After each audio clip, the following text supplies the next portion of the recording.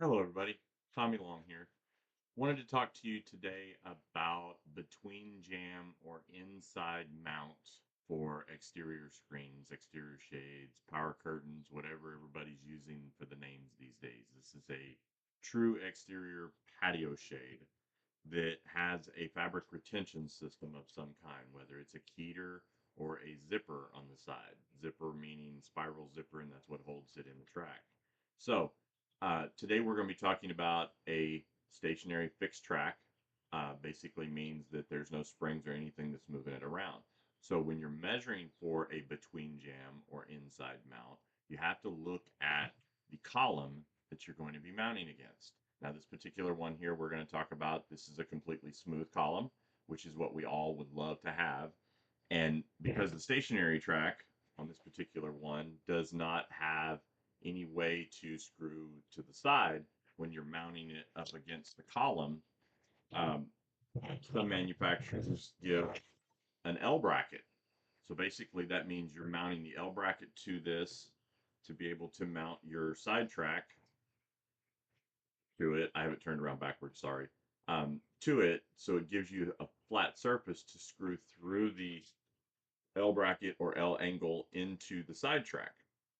The problem that I'm getting from some people is they've been out and measured the job, and then they go back to install the job, and somebody has come out and done some work on the columns and has put trim boards up. So how do you get around the trim boards? Actually, let's start with this one first. So as you see, it has a larger trim on the bottom than the top, but you measured to here. Um, if you can cut this off or notch this out or whatever, sometimes that's possible. I'm not a big fan of notching trim and all that, but I take a bunch of pictures whenever I do the measures so that I know when I get back that something's changed. Then I can go to the homeowner, the builder, the contractor, whoever you're working with, and tell them that they've changed things. But what happens whenever you, let me track the camera down a little bit, make it a little easier to see.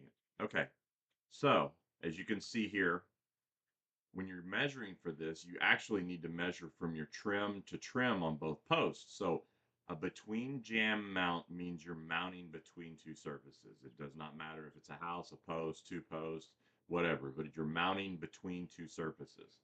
So let's just say, I'm going to do with that L bracket over. So on a flat column, as you can see, it's filled in. If you're trying for a bug-free installation, this is perfect. This is what we all want, but we never get that. So what happens whenever you have, let me see, that's the flat side.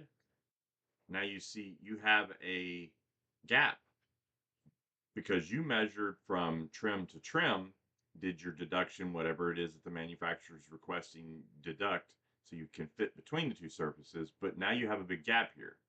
What I have always done, and I teach it this way, is to take and notch your trim out.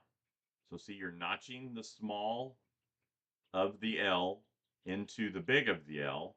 And now what you're doing is sliding that over. And as you can see, it filled in that gap. Now, this gives, I don't recommend doing a bunch because this is going to weaken. If you put your side track all the way out here on the edge, that's a weak spot. So as the wind's blowing, it's going to cause a weak spot for those screw heads to want to snap off. So if you're doing your deduction and you've notched this about a half an inch, you still have a good solid inch, and then your track is actually going over. So basically think of your track is setting like this. All you have is your L bracket in between the two surfaces that's giving you your flat surface for your track to mount to. Now, what happens whenever you get, let me turn this around, you get multiple layers of trim on the top. The only problem with that is if you were to notch this, now this is just a normal notch, but if you were to notch this all the way down, as you can see, you don't have very much mounting surface to be able to mount your track to. This is not very good. Now, if you want to pop that top trim off, that's great. Another good way to do it is what I tend to call build out. Now, everybody uses different materials. Sometimes you use vinyl, wood. I'm just not a big fan of using wood because if you put treated wood up, you need to let it dry for about 2 weeks. Is what the manufacturer says before you paint it. Then you're constantly, the homeowner or somebody's having to go back and mess with, repainting it. However, time, whenever you notice it fades or whatever.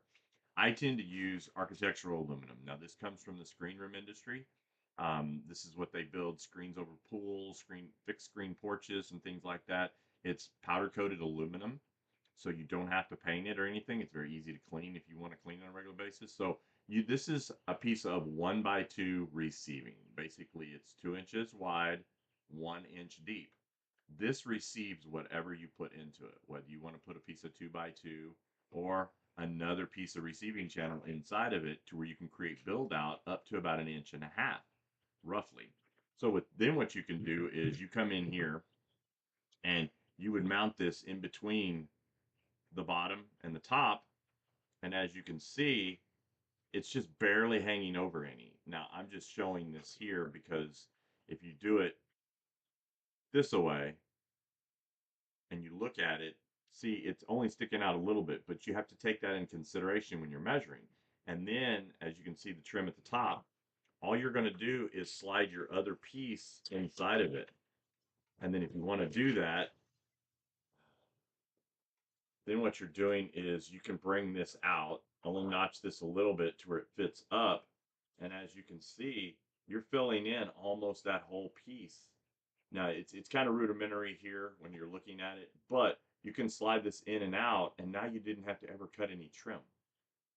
This can be ordered from different distributors all over the United States, or some of the manufacturers of exterior shades have started carrying this now because sometimes this is good to have, and you can order it with your shades. Most manufacturers, it comes in, cut it with the same saw you're using to cut your side tracks with.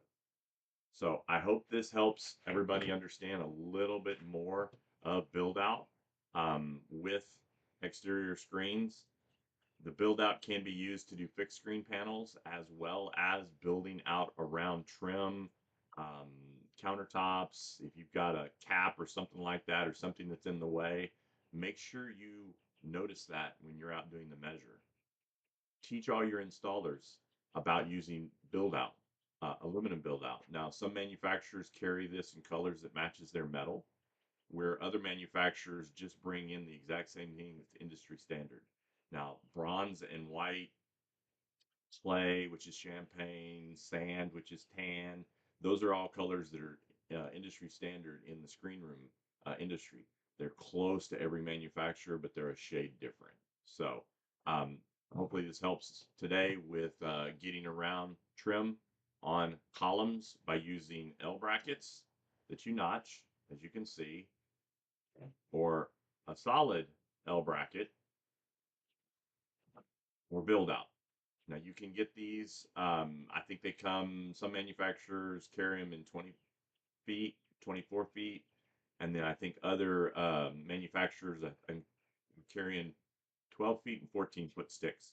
But when I do screen room stuff and I buy from a distributor, most of those distributors have 20 and 24-foot sticks. It's just hard to transport that. So that's why some other manufacturers have started bringing in smaller pieces and you don't have to buy a full stick. But if you buy a full stick, cut it down, keep the rest for another job, you're going to use it no matter how you look at it. Hope you all have a great day.